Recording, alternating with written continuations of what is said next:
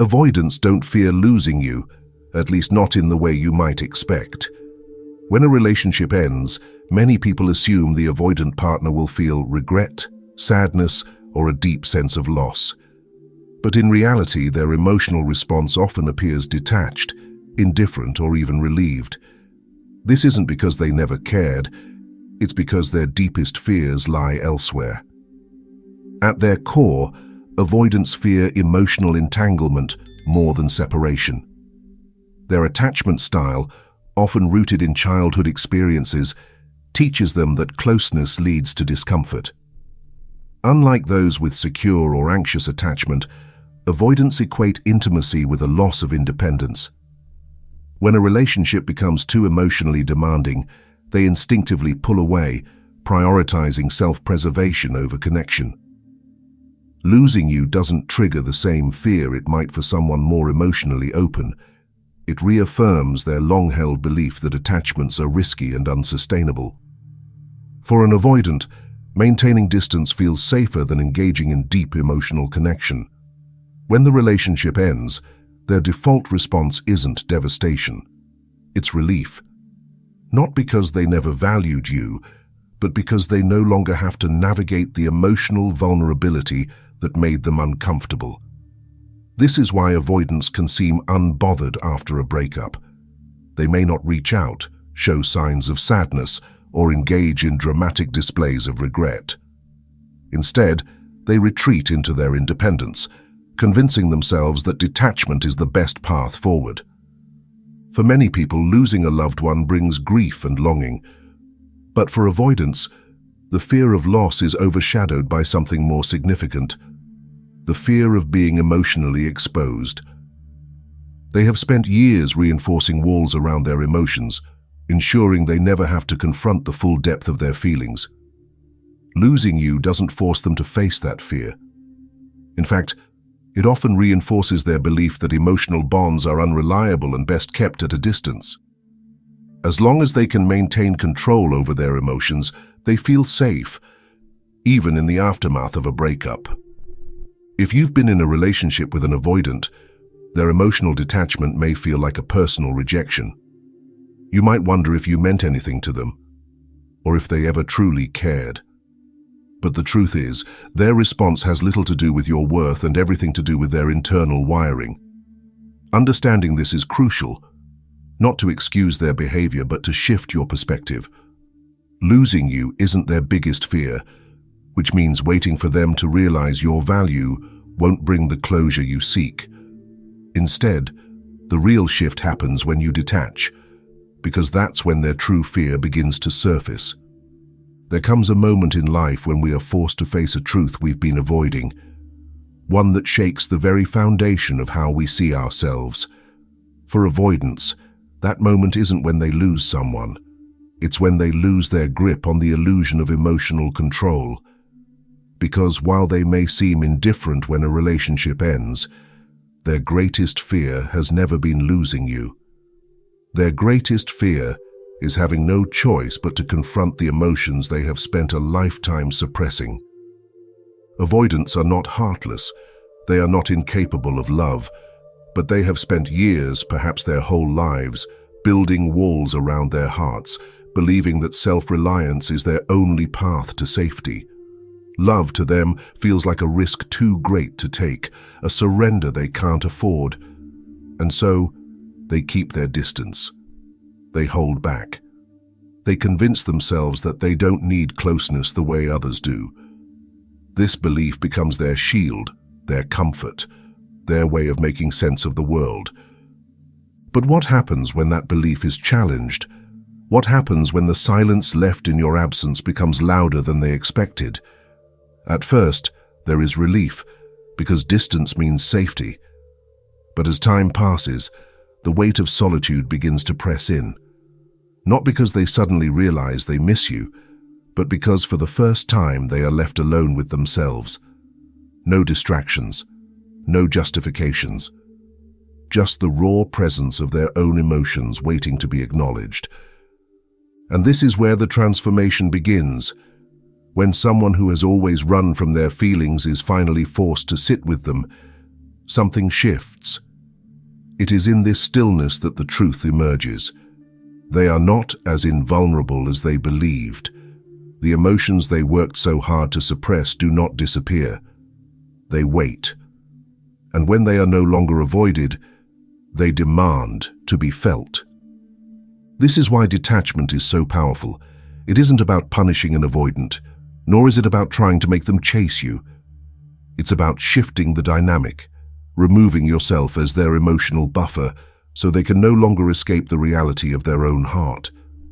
When you stop filling the space with your energy, they have no choice but to sit in the emptiness they have created, and in that space, they face the one thing they've feared all along, themselves. The beauty of this realization is that it isn't just about them, it's about you too. Because as you detach, as you step away from the cycle of seeking validation from someone who resists connection, you begin to heal. You reclaim your power.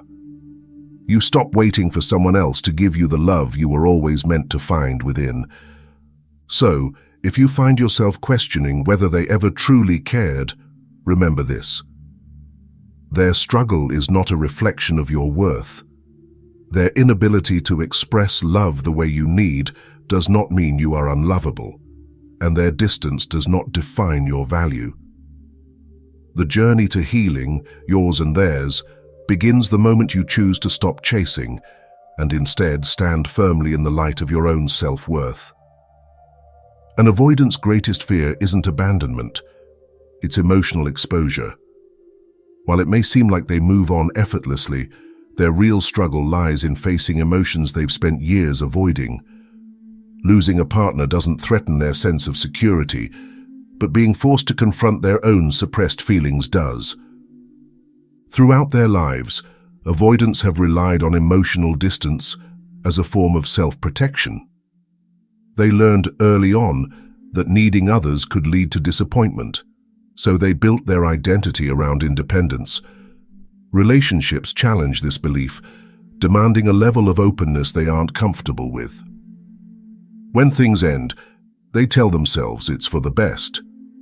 That space allows them to regain stability. But this is only part of the truth. What truly unsettles them isn't the end of a relationship, but the loss of control over their own emotional state. As long as they can maintain distance, they feel safe. They avoid conversations that dig too deep, suppress feelings that threaten their sense of autonomy, and convince themselves that moving on is just a matter of time. But real detachment, the kind where you stop seeking them, stop filling the space they once occupied, creates a different kind of silence. And in that silence, something unexpected happens. At first they feel relieved, but as time passes, the absence becomes noticeable in a way they didn't expect. Not because they suddenly realize they can't live without you, but because without your presence as a distraction, they are left alone with thoughts and emotions they can no longer push aside. They may not express it outwardly, but internally, this is where the discomfort begins. An avoidant thrives on predictability. They feel in control when they know how others will react, when they can anticipate your next move. But detachment disrupts that pattern. When you stop reaching out, stop seeking answers, stop chasing their validation, you introduce something foreign into their world: unpredictability. Suddenly, the script they relied on no longer exists, and that is unsettling in a way they never anticipated. Without the familiar cycle of pushing and pulling, they are left with nothing but their own unresolved emotions. It's in this stillness that their real fear emerges, not of losing you, but of losing the illusion that they are unaffected by connection. Because the truth is, no one is completely immune to attachment. They may have learned to suppress it, but suppression is not the same as absence. They won't admit it easily. Avoidants rarely confront their emotions head-on. But that doesn't mean they don't feel them. That doesn't mean your absence goes unnoticed. Over time, the weight of unprocessed emotions begins to surface in subtle ways. restlessness, unexpected memories, a quiet discomfort they can't quite name. And as much as they try to push it away, they are left with a question they never wanted to ask. Why does this still linger? And while they wrestle with that, something else is happening. You are changing too. The moment you stop seeking validation from someone who resists connection, you begin to step into your own power. You no longer look for answers in their reactions, but instead find them in your own clarity. And that shift, more than anything, is what truly disrupts the dynamic. Detachment isn't just a shift in behavior, it's a disruption in the emotional patterns an avoidant relies on to feel in control.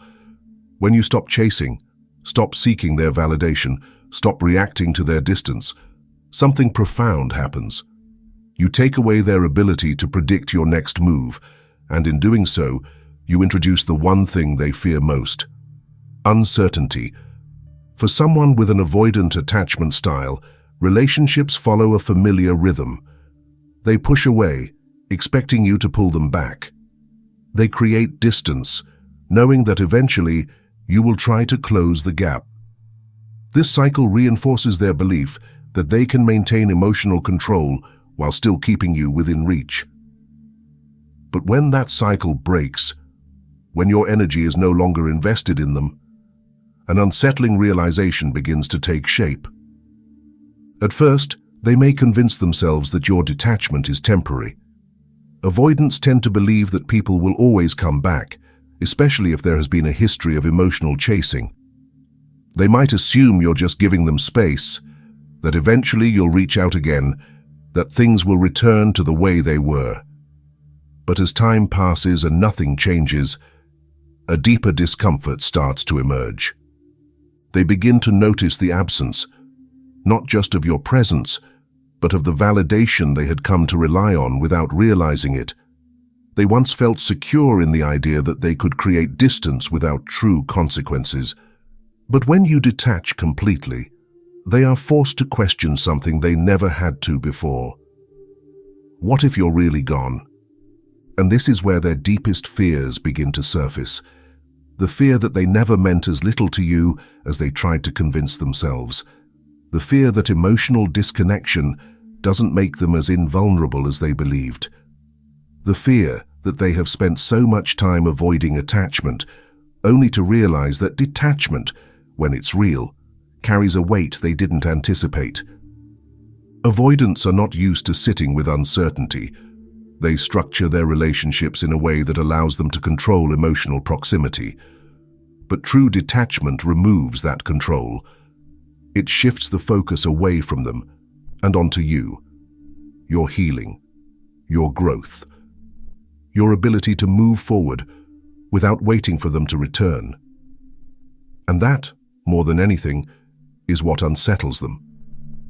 The absence of emotional pursuit forces them into unfamiliar territory.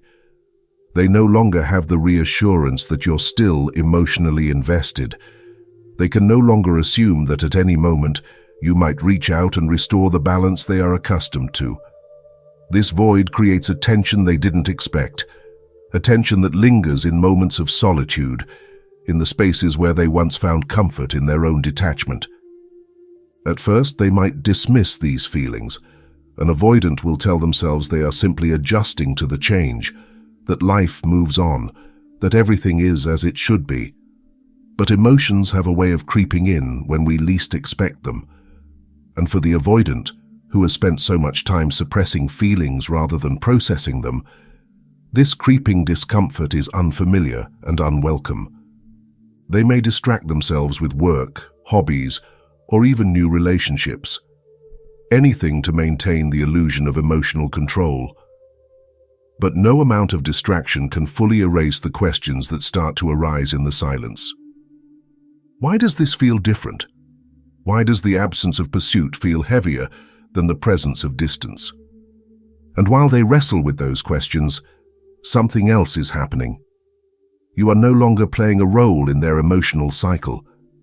You are not waiting, not hoping, not seeking closure in their response. You have stepped away from the dynamic that once kept them comfortable, and in doing so, you've changed the pattern entirely. This is why detachment is so powerful. It isn't about proving a point or manipulating a reaction. It's about reclaiming your own emotional energy. It's about recognizing that you are not responsible for making someone see your value, especially when their own fears prevent them from acknowledging it. Detachment forces clarity. It creates space for truth to emerge, not just for them, but for you. Because the moment you stop fighting for connection with someone who resists it, you begin to reconnect with yourself. And that shift, more than anything, is what truly disrupts the cycle. Detachment is more than a decision. It's a turning point. It marks the moment when you stop looking for answers in someone else's behavior and start finding them within yourself. And when that shift happens, everything changes, not just for you, but for the avoidant as well. For so long, the relationship followed a pattern. They pulled away, you reached out. They created distance, you tried to close the gap. This dynamic reinforced their sense of control, allowing them to dictate the pace of closeness without ever fully committing. But when you detach, truly detach, this rhythm is disrupted, and without that familiar push and pull, they are left in unfamiliar territory. At first, they may not notice. Avoidants often convince themselves that people don't leave, they just take breaks. They expect that, given enough time, things will return to the way they were. But real detachment doesn't leave room for repetition. It isn't about waiting for them to return or hoping they'll realize your worth. It's about stepping into a new reality, one where your well-being is no longer dependent on their recognition. As time passes, this shift becomes undeniable. They start to sense the absence, not just of you, but of the energy you once gave so freely. The reassurance that you were always there, always trying, always holding space for them. That reassurance is gone. And without it, they are left with a question they never had to ask before. What does it mean when someone truly lets go?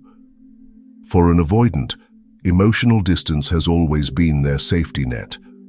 It's what allowed them to feel in control, to believe they could navigate relationships on their terms. But when that distance is met with detachment instead of pursuit, it stops feeling like security. Instead, it begins to feel like isolation. And this realization, quiet, unsettling, undeniable, changes everything. Some will suppress this discomfort, throwing themselves into work, distractions, or even new relationships. But avoidance isn't the same as resolution. The feelings they pushed aside don't disappear. They only wait for quieter moments to resurface. And as much as they try to convince themselves that losing you doesn't matter, something lingers. The awareness that something is different this time. Because this time, you're not waiting for them to change. Detachment doesn't guarantee that an avoidant will suddenly shift their behavior or come running back with newfound clarity. It doesn't ensure that they will finally acknowledge the emotions they've ignored for so long. But it does something just as powerful. It removes you from the equation they have relied on to maintain emotional control. It forces them to sit with the reality of their own choices. And in that stillness, they are left to face the truth they've spent so long avoiding. Connection was never the problem. Their fear of it was. And while they wrestle with that realization, something even more profound happens. You change too. You stop seeking validation from someone who cannot offer it. You stop waiting for a breakthrough that may never come. Instead, you redirect your energy towards something far more valuable: yourself. At first, detachment may feel uncomfortable, even painful. But over time, it becomes the foundation of something stronger. You begin to understand that love should never feel like chasing, that true connection isn't about proving your worth to someone who resists seeing it. And with that understanding comes freedom, the kind of freedom that allows you to move forward, not with bitterness, but with clarity. This is how detachment changes everything. Not by forcing an avoidant to change, but by shifting the only thing you ever had control over, your own path. Because the moment you stop fighting for a love that keeps running, you create space for the kind of love that stands still, secure, open, and ready to meet you where you are. True emotional freedom begins the moment you stop looking for closure in someone else's actions and start creating it within yourself. Detachment is not about proving a point, making an avoidant miss you, or waiting for them to realize your worth. It's about breaking free from a cycle that keeps you emotionally stuck. And to do that, you need a strategy, one that shifts your focus inward instead of outward. The first step is acceptance. Accept that you cannot change someone who does not want to change. Accept that love is not about convincing, chasing, or proving. This acceptance is not about giving up on love altogether, but about recognizing where your energy is best spent, on yourself. The more you resist this truth, the longer you remain emotionally tied to a dynamic that does not serve you. The next step is redirection. Every time you feel the urge to reach out, to analyze their behavior, to wonder if they will ever change, pause. Shift that energy towards something that brings you back to yourself. Invest in your passions, your friendships, your personal growth. Emotional freedom doesn't come from waiting for someone to return. It comes from realizing that their absence does not define your worth. And finally, release. Let go of the idea that closure must come from them. The apology you may never receive, the explanation that might never come, the validation that remains unspoken. Let it all go. The real closure happens when you stop seeking it outside of yourself and start finding it in your own healing. Detachment is not a game. It's a choice. A choice to reclaim your emotional power, to prioritize your peace, and to move forward without waiting for permission. The moment you commit to this path, you step into the life you were always meant to live. One where love is freely given, not chased. Emotional freedom isn't about changing an avoidant, it's about changing your relationship with yourself. The moment you stop seeking validation from someone who resists connection, you reclaim your power. Now take a deep breath and ask yourself, what would my life look like if I fully embraced my own worth? The answer lies in your next steps. If this message resonated with you, share your thoughts in the comments. And if you're ready for more insights on healing and self-growth, don't forget to subscribe.